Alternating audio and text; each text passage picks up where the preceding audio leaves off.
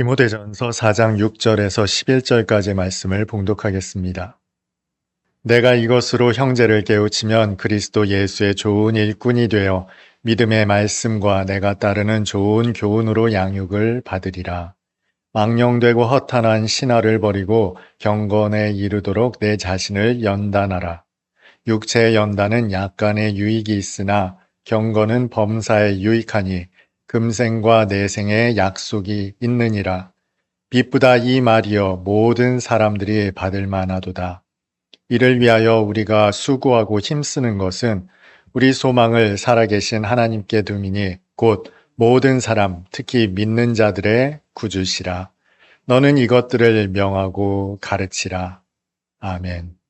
오늘은 말씀을 나누기 앞서 아주 독특한 시를 한 편 소개해 드릴까 합니다. 이것은 1934년에 발표된 이상 시인의 시 오감도 중에 시제 4호라는 타이틀을 가진 시입니다. 이게 도대체 무슨 시인가 싶으실 겁니다. 숫자들이 빼곡하게 적혀 있고 그 사이에는 또 점들이 찍혀 있죠. 지금 봐도 어딜 봐서 이것이 시인가 싶은 그런 시입니다. 그러니 1934년, 지금으로부터 약 90년 전의 시라고 한다면 당시 반응이 어땠을까 상상이 되실 겁니다. 독자들의 항의가 있었다고 합니다. 결국 연재가 중단됐다고 합니다. 그런데 이 시를 소개하는 이유가 있습니다.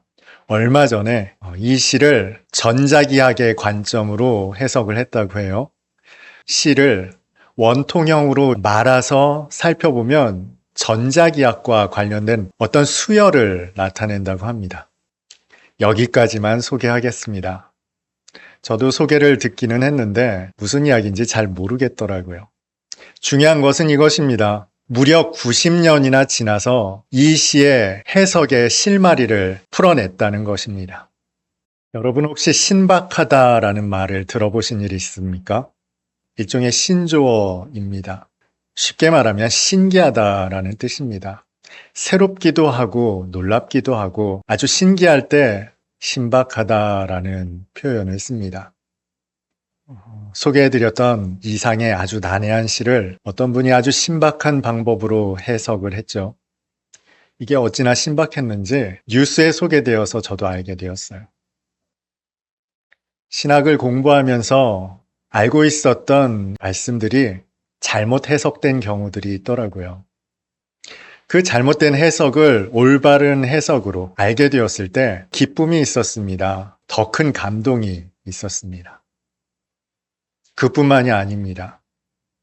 목사가 되고 나서 말씀을 준비하다 평범한 말씀인 줄 알았는데 그 말씀이 담고 있는 아주 신박한 의미를 깨달았을 때 기쁨을 넘어 감동이 있더라고요.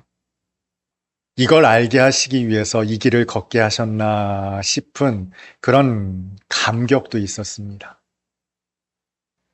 그런데 신박한 말씀을 깨닫다 보니 부작용이 있더라고요. 모든 말씀에 대해서 신박한 해석을 하지 못하면 통찰력이 약해진 것은 아닌가? 영성이 떨어진 것은 아닌가? 의구심이 들더라는 겁니다. 그래서 그 말씀을 보고 또 묵상하게 되는 그런 일들이 있었습니다. 물론 깊이 묵상하는 것은 좋은 일입니다만 말씀의 본질은 하나님의 뜻을 듣는 것이고 주님의 마음을 듣는 것이 본질이죠. 그런데 이 말씀을 신박하게 해석해야 된다라는 일종의 강박관념 같은 것이 말씀을 듣는 것에 집중하는 것을 오히려 방해하더라는 거예요. 그리고 이것은 또 다른 변질을 낳더라는 거예요. 여러분, 신박하게 말씀을 해석하는 것이 주님을 향한 열망이 아닐 수도 있습니다. 그 특별한 해석이 믿는 사람들 안에서 일종의 인기가 되고 권력이 될 수도 있더라는 거예요. 저 사람은 이렇게 해석하지 못하는데, 이렇게 깨닫지 못하는데 나는 이 말씀을 깨닫는다라는 일종의 우월감이나 교만으로 변질될 가능성도 대단히 높더라는 겁니다. 특별히 이런 위험성, 부작용에 직면할 수 있는 사람들이 바로 교회 안에서의 리더십들이죠. 말씀을 증거하는 목회자들이나 혹은 가르치는 입장에 있는 교사들의 위치에 있는 사람들이 이런 우울을 범할 가능성이 높습니다. 오늘 본문이 기록될 당시 사람들에게 망령되고 허탄한 신화가 문제가 되었죠. 바로 이 망령되고 허탄한 신화가 당시 성도들에게는 아주 신박한 것이었겠죠.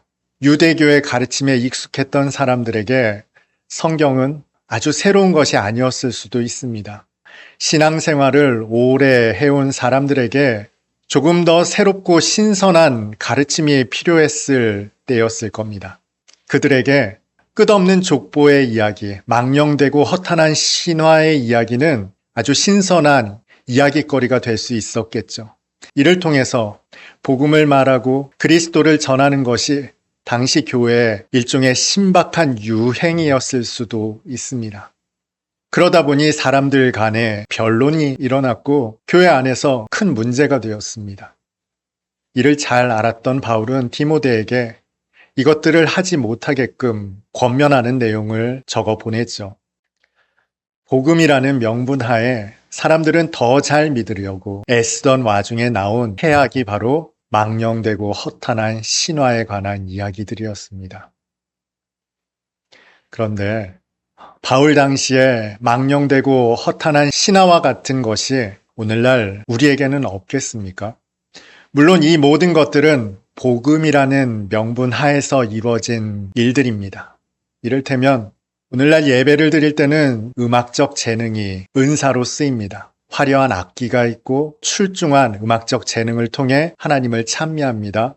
성악적 재능이 나타날 수도 있고 노래의 기교가 드러날 수도 있습니다. 뿐만 아니라 영상이 사용되기도 하고 음향시설이 사용되다 보니 이 모든 것들 또한 교회 안에서 각광받는 일종의 실력과 기술이 됩니다. 교회 안에는 특별한 영적 체험이 주목을 받습니다. 관심의 대상이 되기도 합니다. 영적 분별력으로 카운슬링, 상담해주는 경우도 있죠. 그 무엇보다 신박한 말씀에 대한 해석은 영적인 통찰력과 주목을 받게 만들죠. 여러분, 이 모든 것들이 교회 안에서 아무렇지도 않게 이루어지죠. 대단히 신앙적인 것으로 받아들여집니다. 이처럼 신앙의 범주 안에 있다 보니 사람들은 이것들을 열심히 추구합니다. 그러나 앞서 망령되고 허탄한 신화가 보여졌던 해악이 이것들을 통해서도 고스란히 나타날 수 있다는 거죠. 말씀의 신박한 해석을 두고 참 많은 변론들이 일어나죠. 저마다 사람들의 의견이 분분합니다. 어쩌면 우리는 이 모든 것들을 온전하게 분별하지 못한 채 그저 신박하다라는 이유로, 탁월한 영성이라는 이유로 바구잡이로 쏟아내고 있는지도 모르겠습니다. 이런 무분별한, 무질서한 상태에 대해 바울은 디모데에게 권면한 거예요.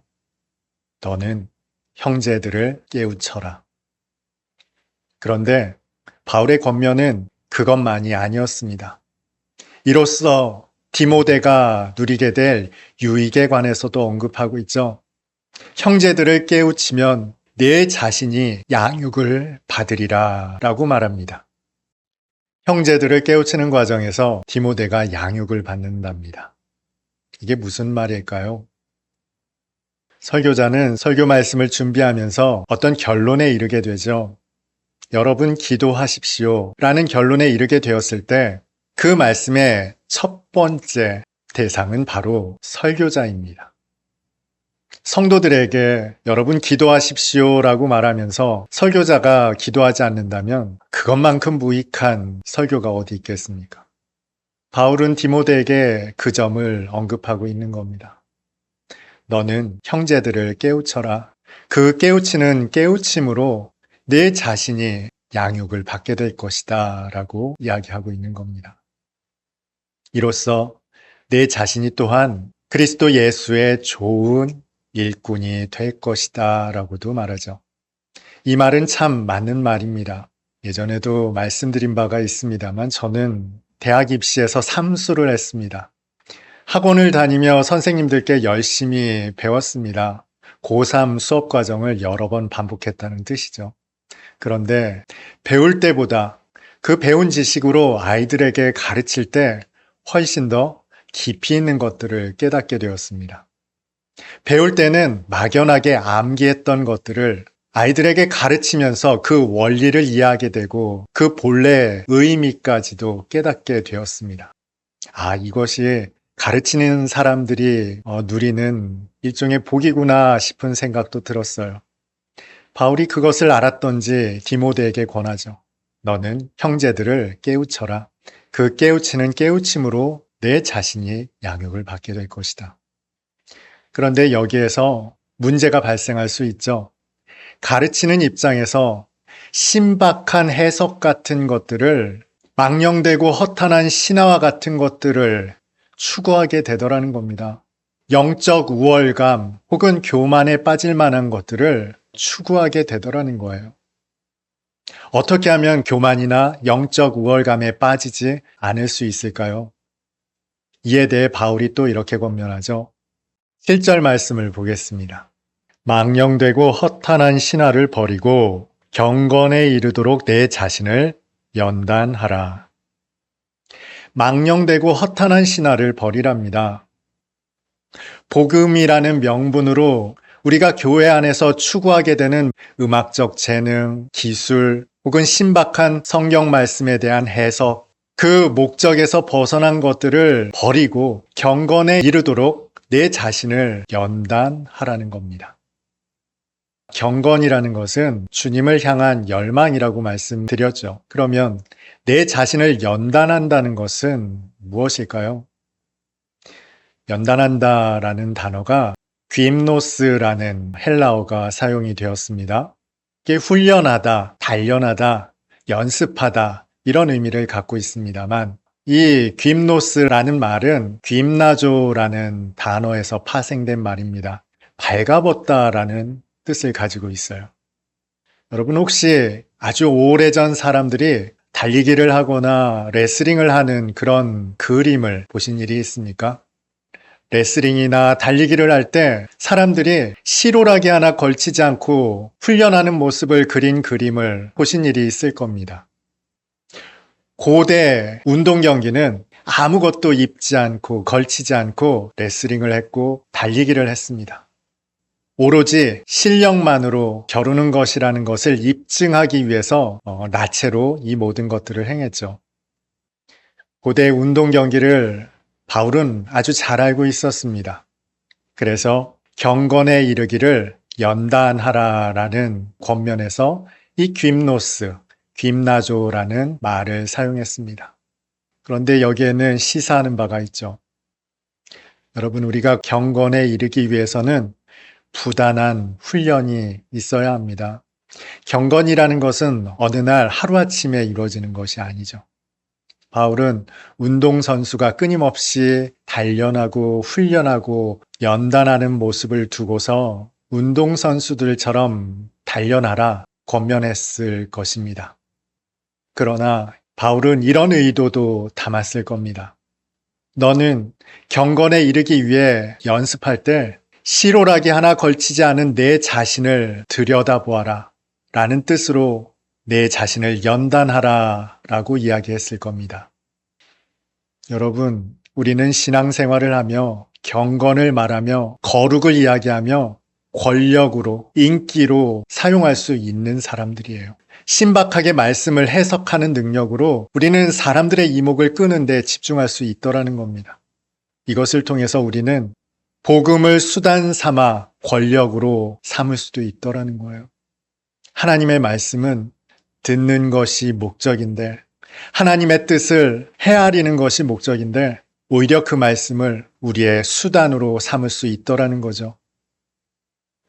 음악적 재능도 베푸는 관심이나 봉사 혹은 카운슬링 때로는 영적인 분별이나 안목까지도 우리는 복음이라는 명분으로 사사롭게 사용할 수 있더라는 거예요. 마치 망령되고 허탄한 신화가 사람들에게 변론을 일으키고 분쟁과 갈등을 낳으면서도 사람들이 몰두하게 만들었던 것처럼 말이죠. 그래서 우리는 우리 자신을 발가벗겨낸 채로 주목해 보아야 할 것입니다. 정말 이것이 주님의 복음을 향한 것인지 아니면 인기를 위한 사사로운 마음인지. 주님께서 승천하시면서 제자들에게 명령하셨습니다. 너희에게 분부한 모든 것을 가르쳐 지키게 하라. 성도는 누구나가 가르치는 자들입니다. 여러분은 가르치는 자리에 있어야 합니다. 그러나 그 가르치는 자리에서 또한 여러분은 여러분 자신을 들여다볼 수 있어야 합니다. 이것이 주님의 복음을 가르치는 것인지 아니면 나의 인기를 위한 것인지 평판이나 지위나 명망을 위한 것인지를 들여다볼 수 있어야 합니다. 이를 위해 자기 자신을 연단하셔야 됩니다. 그 누구보다 바울이 이것을 가장 잘 했습니다. 그가 내린 결론은 내가 죄인 중에 괴수라는 것이었습니다.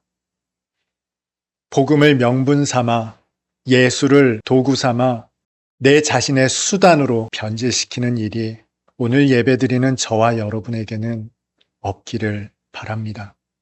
오직 주님의 복음이 전하여지는데 그 생명이 나타나는데 우리의 삶이, 우리의 부르심이 온전히 쓰임 받을 수 있기를 바랍니다.